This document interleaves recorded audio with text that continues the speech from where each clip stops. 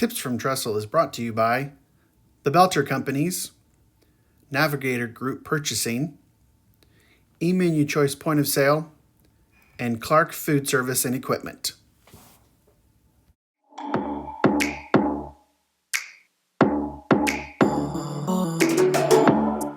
Welcome to Tips from Trestle. This podcast is dedicated to discussing the senior living industry with a unique focus on food, hospitality, and leadership. I'm your host, Aaron Fish. As a 25-year veteran of the hospitality industry, I've focused my work on creating exceptional experiences for the customers we serve. My goal for this podcast?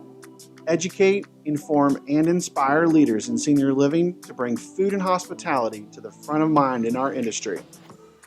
Let's bring the innovative and passionate spirit of hospitality to everything that we do, for the residents, families, guests, and employees we serve each and every day. So what are we waiting for? Let's get to it.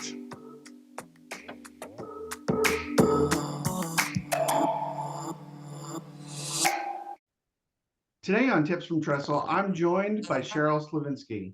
She is the Member Storyteller for the Senior Dining Association. The SDA is the only dedicated association providing resources, education, and networking opportunities for dining and hospitality in the senior living industry. She writes the weekly digital newsletter, Senior Dining News, and edits the SDA's magazine, Hospitality and Dining, enhancing the senior living experience. Cheryl is an engaging brand storyteller and passionate advocate with a lifetime of experience helping organizations tell their success stories. She's an award-winning writer and editor with a demonstrated history of working in the aging services industry. She previously served as editor of Senior Living News and senior public relations strategist for Varsity, a senior living focused marketing firm. Cheryl, thanks for joining me today on Tips from Trestle. Hey, thanks for having me.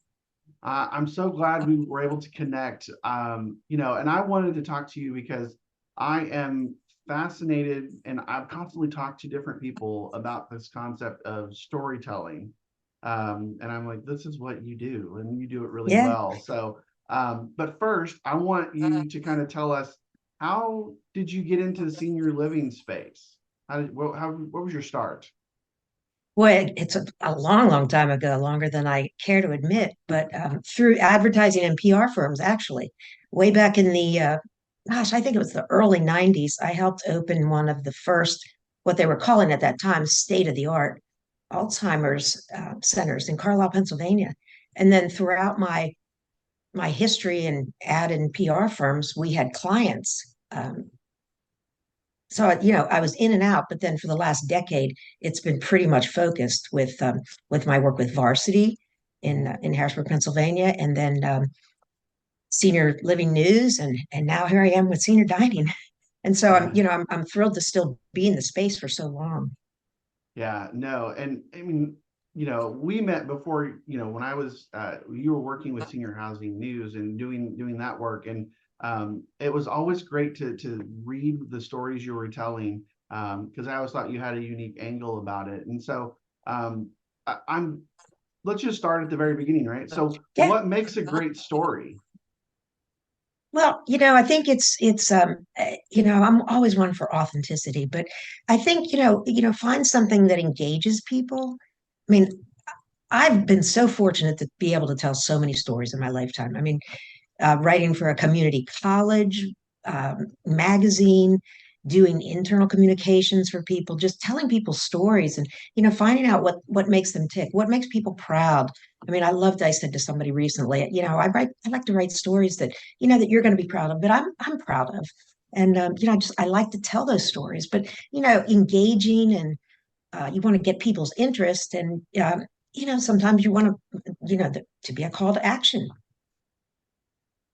And you mentioned authenticity, and that's something that I think is easy to kind of see or uncover when you're reading a story, whether it's there or not. And so, well, how important is it to be authentic in your storytelling, and how can businesses kind of make sure that they're genuine in that process? I think it's absolutely critical to be authentic. I mean, that word is tossed around a lot today, but that gets at the core.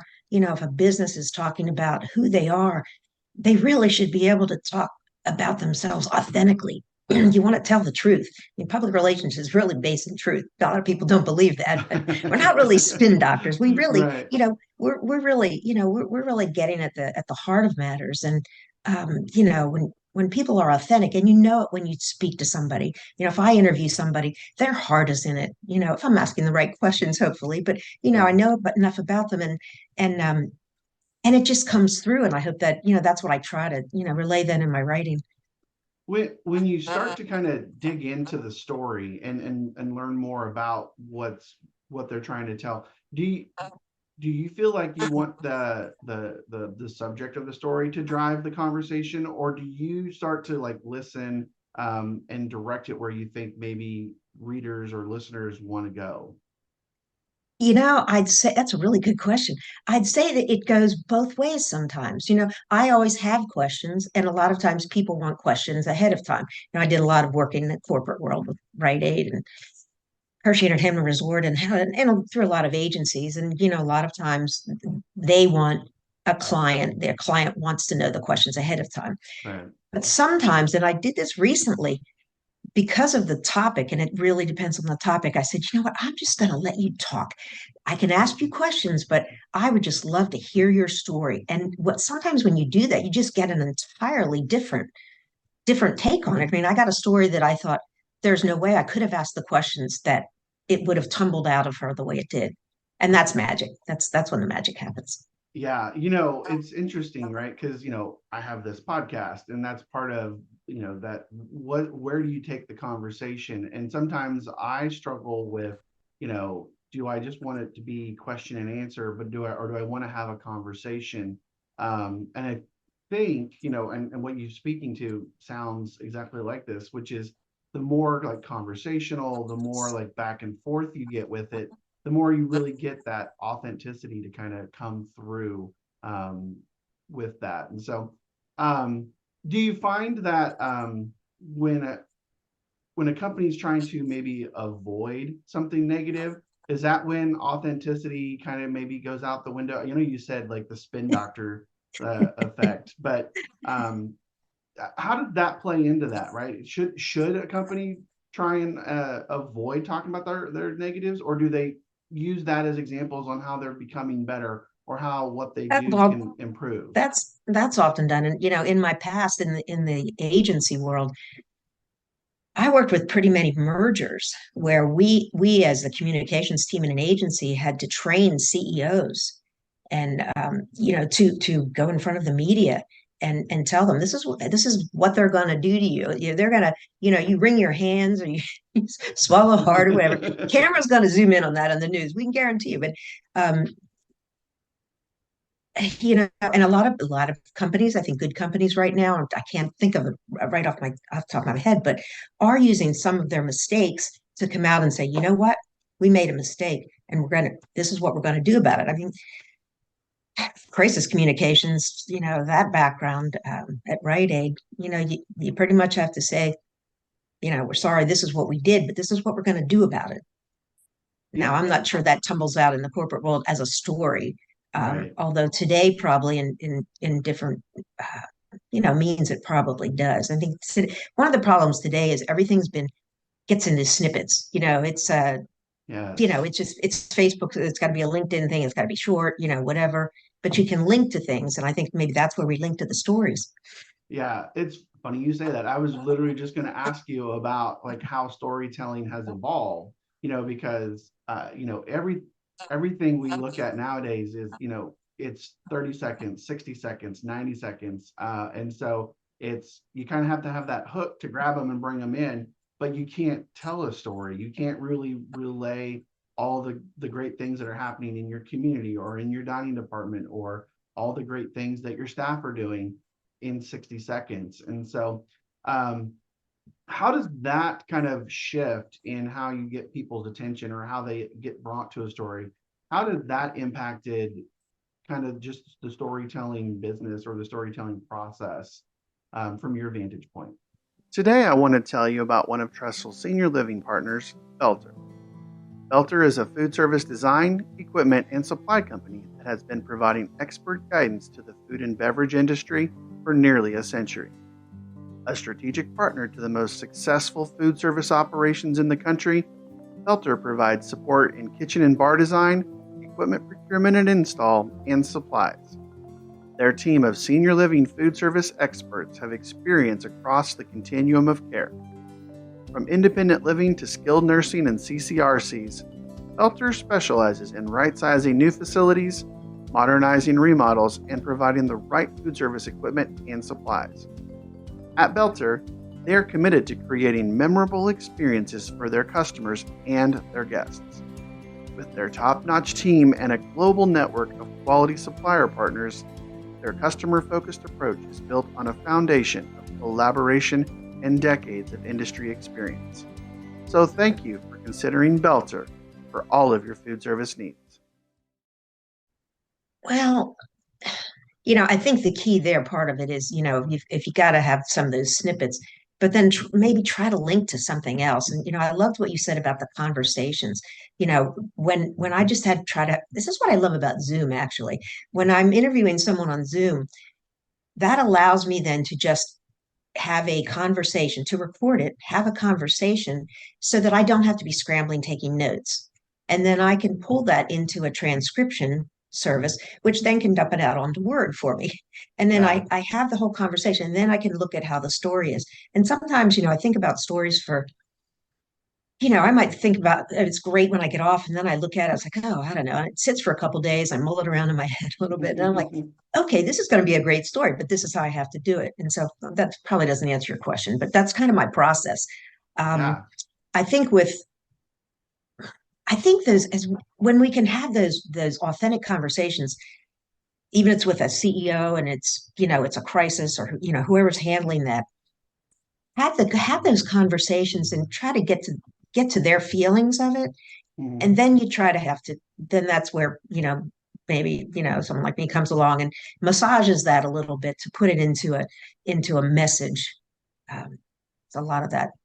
Yeah, no, and it's funny that you started talking about like the recording and the transcripts. I also think about like the ways you can tell the story, right? There's Yeah, video, there's audio, there's like yeah, long form, short form, yeah. writing. Um, and how do you find that there's more opportunities to tell a story now than maybe there were just a few years ago? Either looking Well, at that short form or being able to draw people in with a video or what are your thoughts on that? yeah, I think, and if you look at the way that the news release, the press release, like news releases now, I guess they're back to calling them press releases because that's Yeah, what people search for. right. But storytelling is an old thing. I mean, it goes back, thousands of years. So storytelling isn't new, but in the media, I think storytelling has become more of a thing. All of a Yeah. sudden, there's more books, there's more podcasts, and everybody's talking about storytelling like it's something new. But gosh, tell me what your question was again. I No, start talking. I think Oh, you're getting onto something here where the shift from kind of the block of here's our talking points, yeah, here's yeah, the message we're going to tell. People just don't buy into that anymore, right? They kind of see that as, I don't want to say fake, that's the wrong word. Maybe just it's too manufactured, and what they really want is they want to hear the actual like the emotion or the feelings or the process involved with how you got from the start of something to the end of something. And the storytelling really does that, and I think it captures people's imaginations better than maybe just like here's our talking points and let's make sure everybody knows these three things about us or whatever. So and um I think where I was going with that um, was if you look at the multimedia news releases today for some of the wire services, mhm. there's photos, there's videos, there's just all kinds of links to take you to something else. And that's what I think the beauty of technology is today with Yeah, some of that. very true. There's so many different ways that you can reach people, and and and I'm learning that as well. And I think it's just a great opportunity. I wanted to get in a little bit about one of the other things that I have learned is that people that I talk to that are entrepreneurial, or they're talking about whatever, they talk about finding your niche, right? And that's something that you're doing now. I mean, it feels like from when I first met you till now, like you've kind of done that same thing. Like you're in this big space of senior living, and now you kind of niched into working with the Senior Dining Dining. Association, and you're specifically talking about food and hospitality and the impact that has on our industry. And so I'm curious as to your thoughts on how that has worked for you, how that impacts your storytelling, and if you think more people should consider that when they're looking at telling their different stories. Well, I honestly think, and I don't mean to hurt anybody's feelings, but I don't really think that the senior living industry has done a great job at telling its own story overall. There's Sure. just so many misconceptions. And probably the biggest is in the food, is about the food. People have no idea. I mean, I'm Yeah, honestly just blown away every day by what the chefs that I know and the companies that I know are putting on LinkedIn, posting their dishes and what yeah, they're doing. I mean, we're taught this is stuff from like fine dining restaurants. I mean, the best in the region or whatever. I mean, the stuff, and even what they're doing with the puree diets now, I think it's just amazing. And I don't think that story is being told well enough. I think it's a missing link for a lot of people that are kind of missing it in their marketing programs. I mean, I think some companies do it better than others. Some do it really well. yeah, One of the stories that just needs to be told is the opportunities for young people or anyone really looking for a job that senior living offers. Even if you start in the dining department. I didn't mean to say even if you start there, yeah, but so many people have started there because they're starting in high school or college. Some of these kids that the companies have gotten smart. They're offering tuition programs. These kids are working there in high school. They're learning so much. I mean, my brother always said he's been in the restaurant business all his life, and he's always said, "Boy, you throw somebody in the restaurant as a server, anything like that, you're going to learn so much about people and communications and management and all of that." So I yeah, think these kids going in there, they're learning and they're coming back in college, and many of them are coming back for many of these companies after college. They might start in dining, they might stay in dining, they might move up in dining, or they go somewhere else within in that community, and that's great. Sometimes they move on, but even when they move on, some have come in. This happened recently. They said even though they moved on, they have continued to be an advocate for us, and they come back and they do this and this and this for us. So I just think that story is not told enough. yeah. No, I think there's so you're so point on with the idea that, I mean, I think about how many seniors are we serving, and how many meals do those seniors eat every day, and then just thinking like every one of those interactions is probably an opportunity to tell a story. When I was literally just this week, I was speaking at a conference, and I was one of the things I did was I told this story about the resident and his fascination or obsession with whether or not we could make a good lemon bar, right? Seems like such a little trivial thing, but being able to tell that story and how it then evolved into the relationship I built with him, and how I learned about, hospitality in senior living versus hospitality in restaurants and hotels, and being able to just go through that process made such a, I could tell it has an impact on the people I'm telling that story to. um, and it makes presenting easier for me, right? Like I can go down the list on PowerPoint and here's my bullet points. Yeah, but nobody really wants that, right? They want to hear, how does this impact what we're doing, Yeah. impact the people we're doing? And I think you're right. I think there's so many stories in our industry that doesn't get told, that would, I think, just flip the narrative in so many different ways. Yeah, I think one of the coolest things that I'm seeing on LinkedIn right now is the directors of dining sharing and giving shout outs to their chefs. Yeah. It's not like here's what I did, but you know, and the story that I just wrote this week was kind of like that with watercress, and it just I love seeing that kind of thing. It's because every one of those posts is like a little story.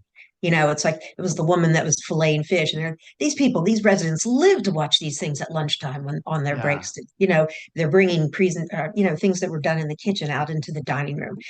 And that's a story there. So they're telling stories. Those chefs are telling stories while they're showing, we're making this bread. This is going to be French toast tomorrow morning, and this is going to be the dinner rolls for tomorrow. And, they're telling stories every day. And they see residents more than anybody, the dining department. Yeah. So, This is, I want to ask this question.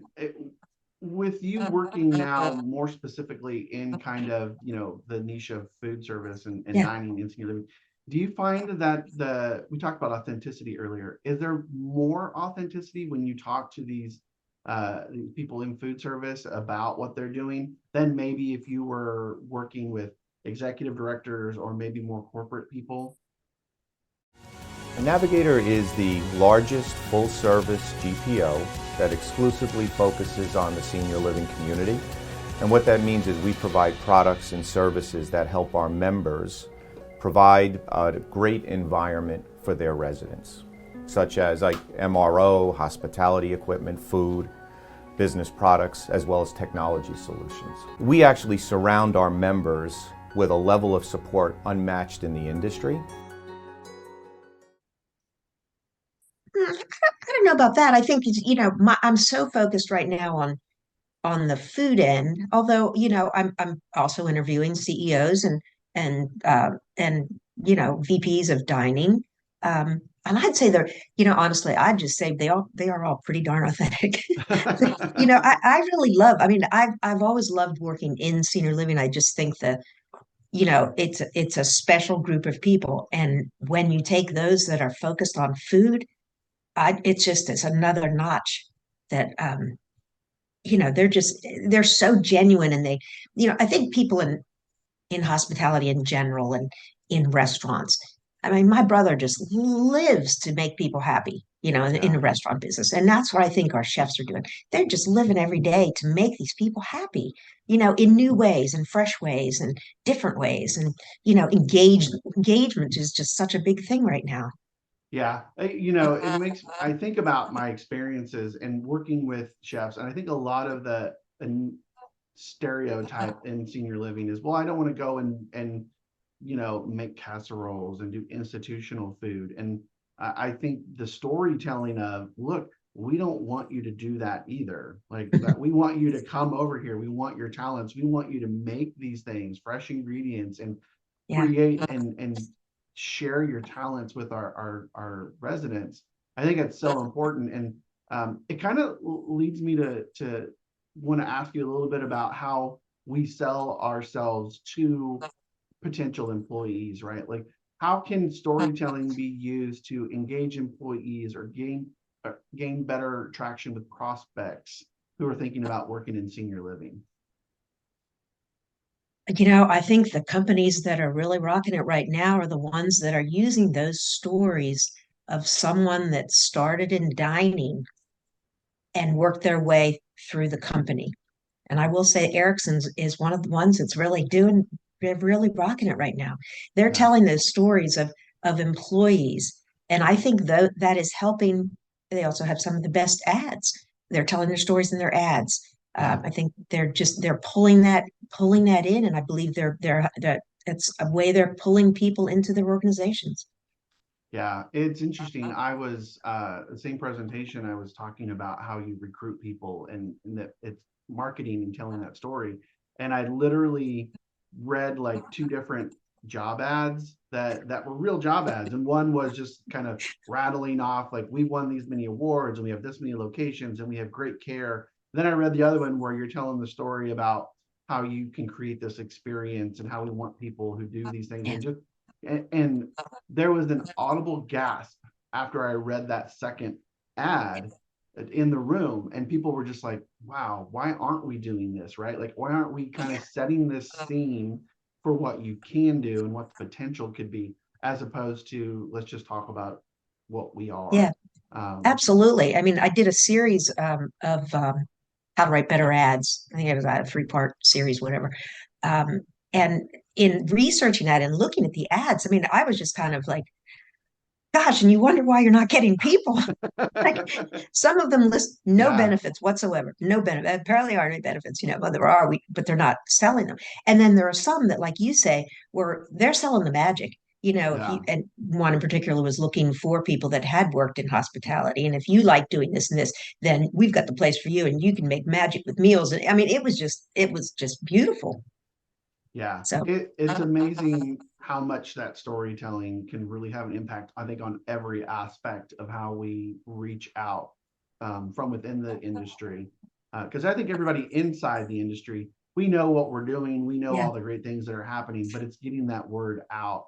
And how do we hook those people who are interested or curious or, or considering putting a loved one in a senior living community? So it's so very important. So um, as we kind of come to the end of our time here, I do want to talk a little bit about what you're doing specifically with Senior Dining Association yeah. and kind of give us some updates on what's happening there for the listeners for Senior Dining Association. Yeah. Okay. Well, we're in the throes of planning right now for our senior dining and hospitality conference. Synergy will be in Yeah. Houston, April 16th and 19th, and that's just it's going to be so much fun. It really is. But and we've got people at absolutely every level coming, from executive chefs to dietitians, CEOs, COOs. Um, it's going to be a very interesting conference. Yeah, I know that, my time at the conferences has always been great. There's something about connecting with your peers. Yeah, And I that's know that that happens at other senior living conferences, but they're always very more broad, right? Like you get activity directors and nurses and executive directors and regional teams and at those conferences. But when you think about like Senior Dining Association, I mean, we're there to talk about one very yeah. niche aspect of what we do and to focus on that and how we can improve it. And so, And um, that's really why Harris Ader founded this, and this is our 5th-year anniversary here, because he was a chef and he was going to conferences, and you're maybe sitting beside someone that does, school lunches or your yeah, hospital, and there was no place, and so that is what's really bringing people together. And there'll be roundtable discussions and panel discussions. We've got a 2-hour leadership workshop, great speakers. And then we also have breakout sessions in where you can peer group chats. So it'll be the dining directors and the dietitians will get together, and the executive chefs will get together. But the interaction between everybody, as I've talked to people that are planning to come, what they really really want is just to be out with other people that are having the same issues. And, well, how'd you do this? And you sit around in these roundtable sessions and chats, and it's like, well, what'd you do about that? Oh, that didn't work. Oh, that did work. Great. And people go back. They have told me they go right back and implement these programs. So it's going to be exciting. yeah, it's funny because that really truly is like that peer storytelling coming Yeah. to Yeah. fruition and how you Be can take lots of it to stories. it. Yeah. So yeah, those roundtable chats are always great. So Yeah. well, Cheryl, how can people connect with you, follow you, learn Oh, more about the stories you're telling about senior living and senior dining association? well, our website is just seniordining.org. My email, I'll give people my email. They can write to me anytime. It's just Cheryl at seniordining.org. Or is it .com? Um, We'll drop it in the I am show on notes LinkedIn. so everybody has. LinkedIn is really one of the best places to get me. You will get me faster. People message me all the time. Message me, invite me to connect. I'm happy to connect with anybody. I'm happy to help anybody. I love to tell your stories. I'm always looking for stories. Yes, perfect. I'll put all the contact stuff in the show notes as well, so everybody get there. So, well, Cheryl, this has been a great conversation. Thank you so much for taking the time to tell your story and tell us about stories. So, Well, thanks oh, for you know what? joining it. Oh, you just want to. Oh, I don't know if this comes. Well, this can you see it, or is that backwards? That can be Yeah, no, backwards. that's perfect. Oh, okay. This is a great book that I just started to read. this author actually sent this to Harris and he gave it to me. And I've just started to read it. And it is just, now this is a real storyteller. This woman was a professional storyteller long before she thought about writing a book. There are stories in here about marketing and your business. It is called Stories That Stick. It's an awesome book. Very cool. Yeah. And I'm not getting paid to say that. That was just no, it's a great That's a freebie. resource. Yeah. So we'll put a link to the book in the show notes as well. Okay. So very good. Well, Cheryl, Thanks again. Yes. Thank you for joining us today on Tips from Trestle. Yeah. Appreciate it. So there you have it. Another one in the books. Thanks again, everybody, for listening. Please follow, like, and subscribe on YouTube, Spotify, Apple, or wherever you get your podcasts, and follow us on Twitter at Tips from Trestle. You can also learn more about the work I do by following me on LinkedIn, Twitter, Instagram, and even TikTok. And be sure to check out Trestle Hospitality Concepts at www.trestlehospitalityconcepts.com. I'm your host, Aaron Fish, and this has been another episode of Tips from Trestle.